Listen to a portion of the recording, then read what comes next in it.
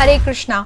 आज बात करेंगे अश्विनी नक्षत्र के बारे में। ऑलरेडी मैं अश्विनी नक्षत्र, यदि आपका चंद्रमा जो ग्रह है वहाँ पर अश्विनी नक्षत्र में बैठा है, उसका क्या रिजल्ट होगा चार्ट के हिसाब से, वो मैं ऑलरेडी पोस्ट कर चुकी हूँ। आप जाकर आई बटन पे क्लिक करिए और यहाँ से देख लीजिए।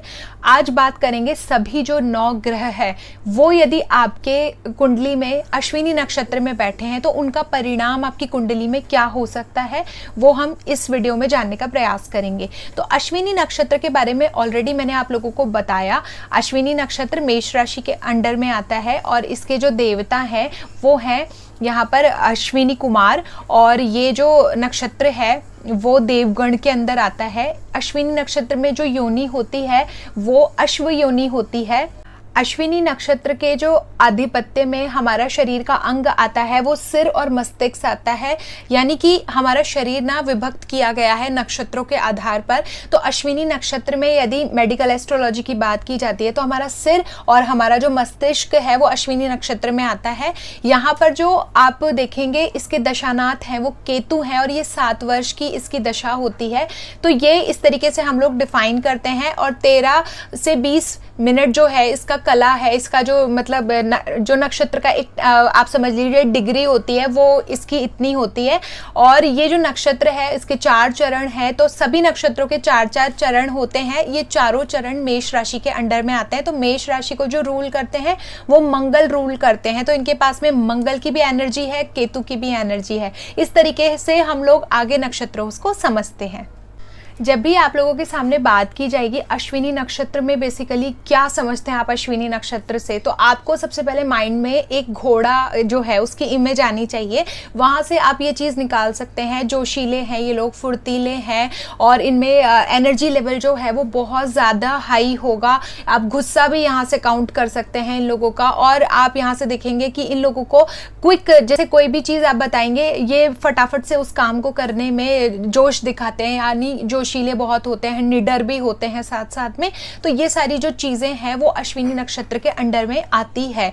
अब यहाँ पर मैंने आपको बताया इस नक्षत्र पे जो रूलिंग होती है वो मंगल की एनर्जी है इस नक्षत्र में और केतु की एनर्जी है। मंगल एनर्जेटिक प्लैनेट है और जो केतु है वो आध्यात्मिक प्लैनेट है। तो केतु की एनर्जी होने के वजह से, केतु इसके दशानाथ हैं, तो केतु की एनर्जी होने के वजह से ये लोग सात्विक भी होते हैं, धार्मिक भी होते हैं। क्योंकि यहाँ पर आपको मैंने बताया जब भी मंगल और केतु एस्ट्रोलॉजी में साथ में आ जाते हैं तो कहा जाता है ये सर्जन बहुत अच्छे बन सकते हैं, चिकित्सक बहुत अच्छे होते हैं। क्योंकि अश्विनी नक्षत्र ऑलरेडी चिकित्सकों के लिए बहुत अच्छा नक्षत्र है।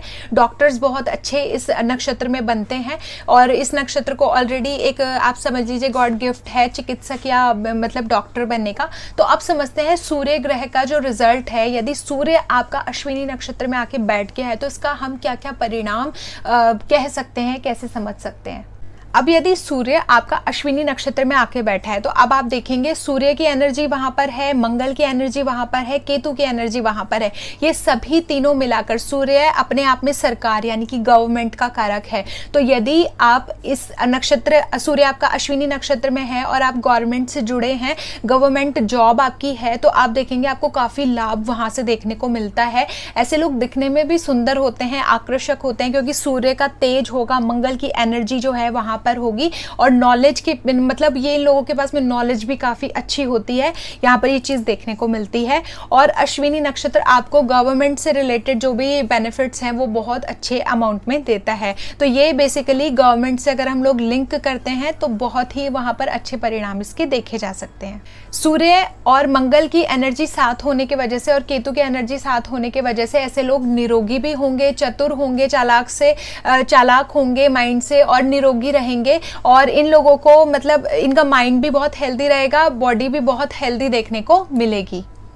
अब सूर्य के बाद बात करते हैं चंद्रमा। यदि आपका अश्विनी नक्षत्र में है, वैसे तो उसके बारे में ऑलरेडी एक डिटेल वीडियो मैंने बनाई है, आप जाकर देख सकते हैं, लेकिन फिर भी यहाँ पर छोटा सा समझ लेते हैं कि यदि आपका चंद्रमा अश्विनी नक्षत्र में है तो देखिए वहाँ पर मंगल की और केतु की एनर्जी है। और यदि चंद्रमा भी आ जाता है तो तीनों की एनर्जी आपको कैसे देखने को मिलेगी। जो चंद्रमा है वो मन का कारक है और चंद्रमा कला से भी हम जोड़ सकते हैं। चंद्रमा के पास में जहाँ पर मन लगता है ना आपका, मतलब यानी कि आप घूमने फिरने के शौकीन हो सकते हैं। और जो मंगल है वो चंद्रमा को एनर्जी दे रहा है, आपके मन को एनर्जी दे रहा है वहां पर बैठ के। तो हो सकता है केतु होने की वजह से वहां पर आप में कोई स्पेसिफिक कला हो सकती है, आप उस चीज को, इन तीनों का जब कॉम्बिनेशन बन जाता है तो हो सकता है आप कोई कला में इंटरेस्टेड हो और उस कला को करना आपको काफी अच्छा लगता हो। तो ये चीजें यहाँ से देखी जाती है जब चंद्रमा आपका अश्विनी नक्षत्र में बैठ जाता है।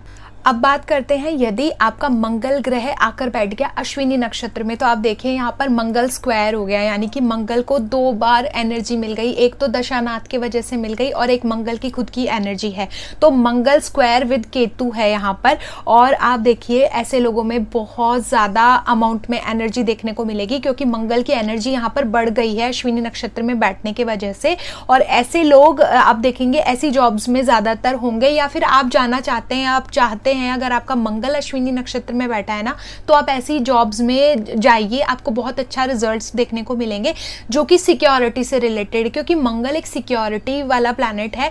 ऐसे लोग आपको पुलिस में, नेवी में, आर्मी में, और जैसे बॉडीगार्ड्स की जॉब्स जो होती हैं वहां पर आपको देखने को मिल सकते हैं। ऐसे लोग जो सिक्योरिटी, हाई सिक्योरिटी, जहां पर टाइट सिक्योरिटी की जरूरत है, डिसिप्लिन की बहुत ज्यादा रिक्वायरमेंट है, और युद्ध रणनीति, इस तरीके के जो कार्य क्षेत्र हैं वहां पर मंगल की एनर्जी ज्यादा होने की वजह से ऐसे लोगों का प्रभाव जो है आप देखेंगे बहुत ज्यादा हो जाएगा। और साथ साथ में मंगल 2 बार जब आ जाएगा किसी भी चीज में, आप देखिए मंगल की एनर्जी ज्यादा बढ़ रही है, तो यहाँ पर एनर्जी हाई अमाउंट में होगी, जोश बहुत ज्यादा होगा, और साथ साथ में गुस्सा भी बहुत ज्यादा होगा।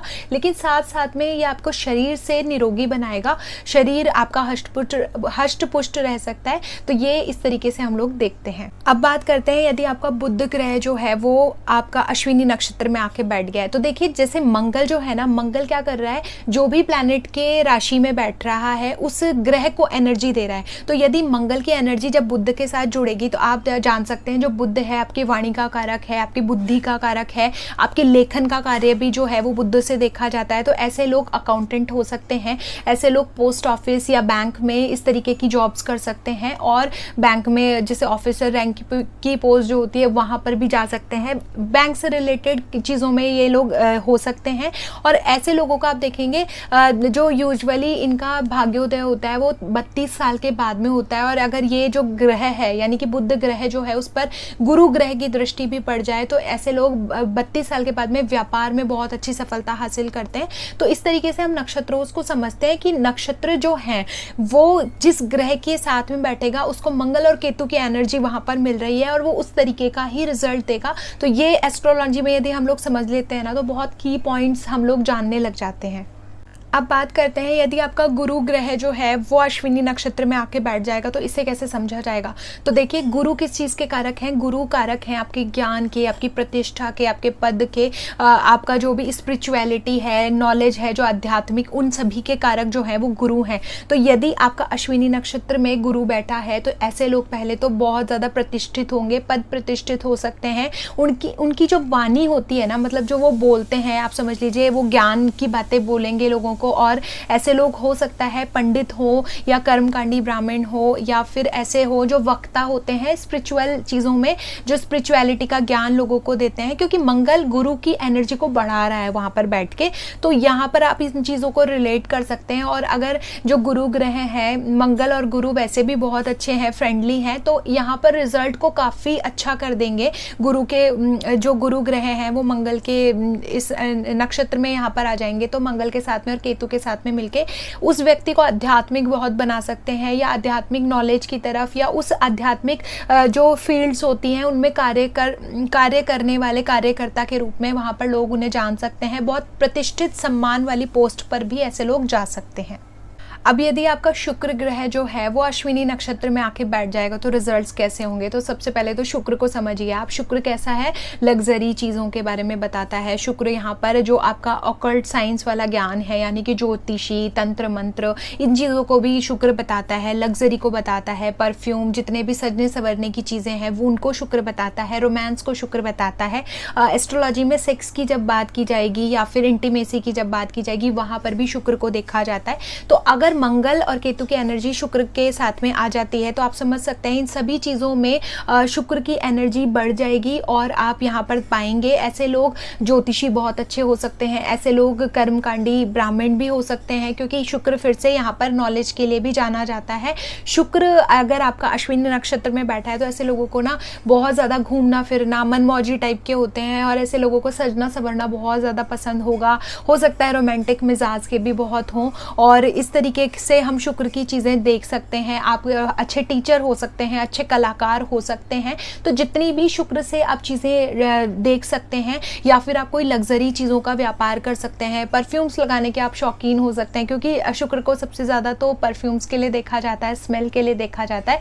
ज्वेलरी का आप व्यापार कर सकते हैं। तो शुक्र से रिलेटेड जितनी भी चीज़ें आपके दिमाग में आती है ना, वो चीज़ों के बारे में आप देख सकते हैं और उन चीज़ों की तरफ आप जा सकते हैं। अब यदि आपका शनि जो है वो यदि अश्विनी नक्षत्र में बैठ जाएगा, तो आपको पता है मेष राशि में शनि जो है वो नीच के हो जाते हैं और जो अश्विनी नक्षत्र है वो आता ही मेष राशि में है, मंगल के अंडर में आता है। तो यहाँ पर मंगल और शनि है, उनकी मैत्री है भी नहीं, वहाँ पर उनकी शत्रुता है। तो आप देखेंगे ऐसे लोगों को ना बहुत ज़्यादा प्रयास करना पड़ता है, उसके बाद भी जो उनकी ग्रोथ होती है वो बहुत स्लो होती है और ऐसे लोग बहुत ज़्यादा मेहनत करते हैं, तब जाकर उनको उतना भी नहीं मिलता जितनी वो मेहनत करते हैं, उससे भी कम रिजल्ट्स उनको देखने को मिलते हैं।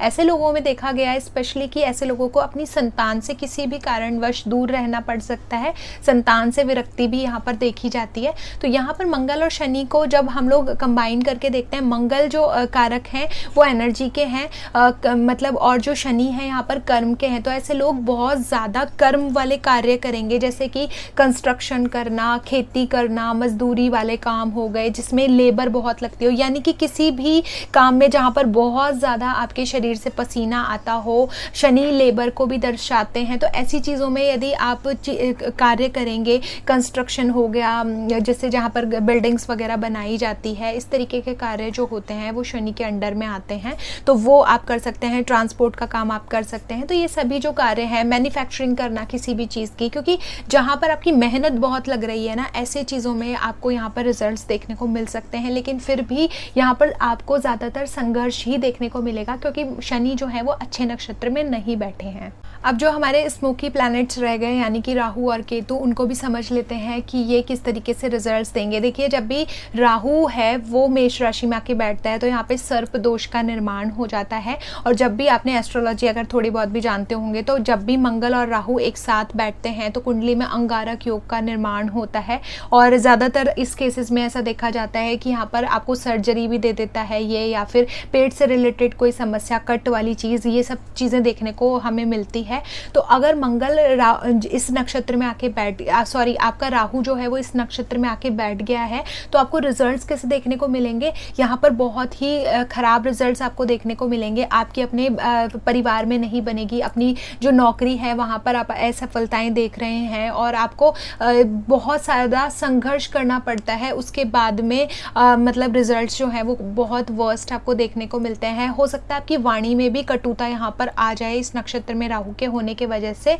तो बहुत सारे स्ट्रगल्स यहाँ पर देखने को मिलेंगे। और जब भी इसकी दशा और अंतरदशा आएगी राहु की, आपकी महादशाओं में आप देखेंगे जब भी, तो वहाँ पर आपको स्ट्रगल देखने को मिलेंगे। नौकरी में रुकावटें, घर में कलह, इस तरीके का अशांत माहौल जो है, और चाह कर भी आप इन चीज़ों को ना सॉर्ट आउट नहीं कर पाते। तो ये सब चीज़ें यहाँ पर राहु का प्रभाव देखने को मिलता है। अब बात कर लेते हैं लास्ट प्लैनेट यानी कि केतु की। अगर केतु आपका अश्विनी नक्षत्र में बैठा है तो फिर से आप देखिए केतु ही यहाँ पर आके बैठ गया और दशानाथ जो है इसके वो भी केतु ही हैं। तो केतु स्क्वायर हो गए, मंगल और केतु स्क्वायर हो गया यहाँ पर फिर से। तो ऐसे लोग बहुत ज़्यादा उत्साही होंगे, स्फूर्तिले होंगे, दिल के बहुत साफ होंगे, ईमानदार होंगे, और ऐसे लोग मतलब काफ़ी अच्छी यहाँ पर केतु की प्लेसमेंट देखी जाती है। तो आप केतु को किसी भी चीज़ में रिलेट कर सकते हैं, क्योंकि केतु की एनर्जी यहाँ पर फिर से बढ़ गई है और केतु अपने ही नक्षत्र में आकर बैठा है, तो केतु से रिलेटेड चीज़ों में आपको बढ़ा देगा। अब यदि आपका कोई भी ग्रह अश्विनी नक्षत्र में बैठा है तो उसके कार्य क्षेत्र, यदि आपको इन सभी नक्षत्रों को सभी जो ग्रह हैं उनको नहीं याद रहता है कि कौन सा नक्षत्र बैठा हो तभी बोलना है, तो आप जनरल किसी को कह सकते हैं, आप आर्मी में जा सकते हैं, आप अच्छे डॉक्टर हो सकते हैं, नेवी हो सकता है, मिलिट्री हो सकता है, आप बहुत अच्छे जैसे सर्जन, डॉक्टर, सिविल इंजीनियर और इंजीनियरिंग फील्ड, टेक्निकल फील्ड, आप ज्योतिषी वाला कार्य और कंस्ट्रक्शन वाला फील्ड, मैन्युफैक्चरिंग, इस तरीके का कार्य कर सकते हैं। अग्नि से जुड़े जो भी व्यापार होते हैं वहाँ आप कर सकते हैं, जैसे अग्निशामक जो चीज़ें होती है वहाँ पर आप बहुत अच्छा रोल प्ले कर सकते हैं, स्पोर्ट्समैन बहुत अच्छा बन सकते हैं। तो ये सभी चीज़ें अश्विनी नक्षत्र के अंडर में आती है। आई होप आपको मेरी वीडियो बहुत अच्छी लगी हो और आप ज़रूर इस चैनल को लाइक एंड सब्सक्राइब करिएगा। मैं आगे भी इस तरीके के प्लैनेट्स जो हैं जो नक्षत्रों के अंदर बैठे हैं और उनके बारे में आपको बताते रहूँगी। धन्यवाद।